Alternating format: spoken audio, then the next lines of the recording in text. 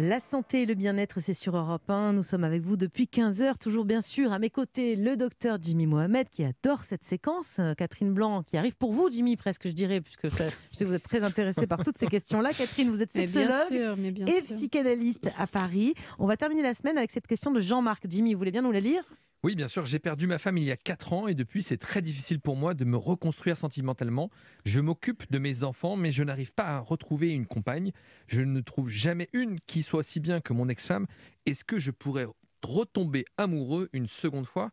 Bon, Catherine, c'est une question assez difficile. Est-ce que peut-être il cherche à la fois une maman, une amie et une épouse et du coup, retrouver la même personne que celle qu'il a pu perdre, eh bien, c'est quasiment mission impossible. Oui, et sans doute était-elle merveilleuse, mais sans doute c'est aussi une idéalisation post-mortem, c'est-à-dire c'est difficile à 40, 7 ans, voilà, ouais. mais c'était il y a déjà 4 ans, donc Devenir veuf à 43 ans, se enfin, retrouver, toujours, voilà, c'est dur, mais c'est dur, se retrouver avec des enfants, on a construit une cellule familiale, donc avec tout ce que ça représentait de sécurité, d'être à deux, et puis avec un devoir de loyauté, puisque les enfants sont au milieu, on s'occupe c'est-à-dire qu'il y a et le devoir de loyauté vis-à-vis de la défunte et dans les yeux des enfants, parce que c'est pas la même chose une épouse qui s'en va et qui est partie avec un autre homme, etc., d'une épouse qui est morte et qui du coup, il y a des enfants qui n'ont une maman qu'une maman et un papa qui tout d'un coup se mettrait à roucouler avec une autre.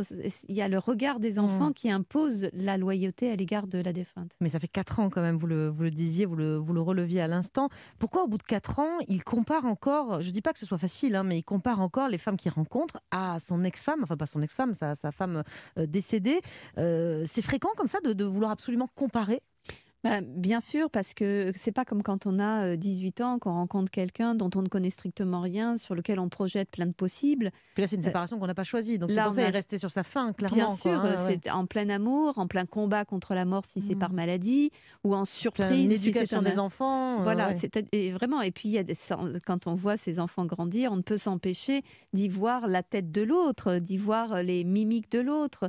Et puis, d'ailleurs, les enfants eux-mêmes, alors il peut y avoir un grand silence, mais sinon, on parle de la défunte. Donc, c'est extrêmement difficile quand en plus on est plus mature. Quand on rencontre des gens, on les rencontre sans naïveté. Donc, on voit les qualités, on voit les défauts.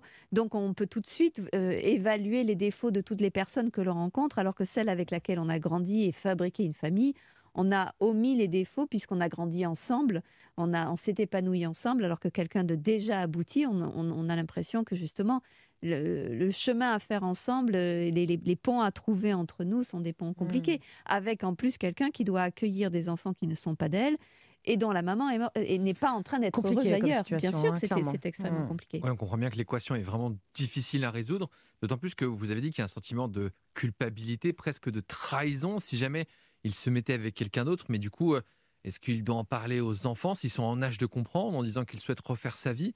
Ou est-ce qu'on ne doit pas mêler les enfants à ce genre de décision? Alors, c'est pas aux enfants d'arbitrer que papa, on lui autorise ou non à avoir une Mm. nouvelle amoureuse.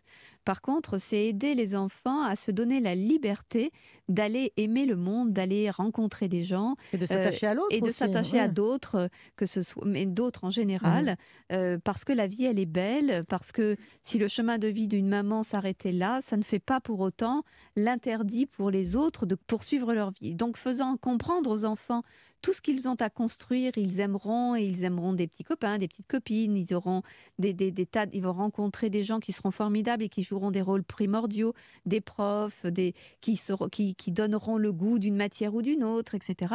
C'est aider les enfants eux-mêmes à se libérer d'un devoir de fidélité pour pouvoir faire entendre aussi que le père a à faire ce même cheminement. Mais c'est pas à leur demander l'autorisation d'avoir une amoureuse. Dernière question, Catherine. Il demande si on peut tomber amoureux une seconde fois. Je crois que la réponse, là, je peux vous la donner, c'est oui, hein, évidemment, évidemment.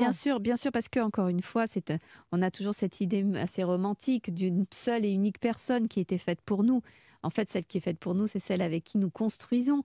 Mais donc, il n'est que question de construire et de se permettre de construire avec quelqu'un de voir justement autrement plutôt que de chercher la même. Parce que tant que je cherche la même, je ne la trouverai pas. C'est Il arrivera à m'autoriser. avancer quand il arrêtera de faire ça. Voilà, C'est ça. il a aimé une femme qui avait une couleur et il faut que cette femme qui a cette couleur reste cette femme à cette couleur et qu'il cherche une autre couleur. Comme ça, il n'y a plus de comparatif. Il y a juste une occasion merveilleuse à un âge différent, avec une maturité différente, avec des expériences de vie ô combien structurantes, même si elles sont douloureuses, pour pouvoir construire autre chose d'une toute autre couleur. Et dessiner un autre tableau, hein, c'est ça. Vous avez vu comme Exactement. c'est beau, Jimmy, ce que je viens de dire pour terminer. Ouais. Magnifique. Très bien. Je l'ai vu un peu comme une caricature, Oui, mais c'est c'est ça, pas j'essaie de grave. vous copier, Jimmy. J'ai un- Merci beaucoup, Catherine. Merci, Jimmy, pour tous vos précieux conseils.